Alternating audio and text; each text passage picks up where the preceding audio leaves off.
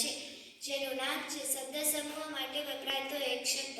હવે ગુજરાતી ભાષામાં શબ્દ સમૂહનો ઉપયોગ કરવાથી ભાષાનું સૌંદર્ય વધે છે. તો આવા શબ્દ સમૂહના વિવિધ ઉદાહરણો આપણે જાણીશું. રાજાથી નારાજ થઈને તેમને સતાવવા અને પ્રજાને હેરાન કરવા માટે નીકળેલો વ્યક્તિ. બહારવટી.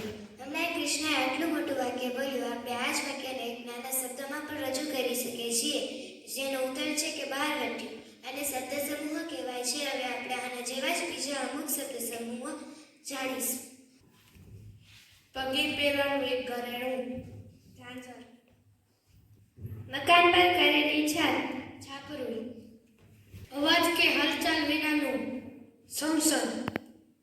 મુસાફરી કે કામના સમયે લીધેલું ખાવાનું, પાથું. ભૂમિ અને વિસ્તારનો જાણકાર, ભૂમિઓ.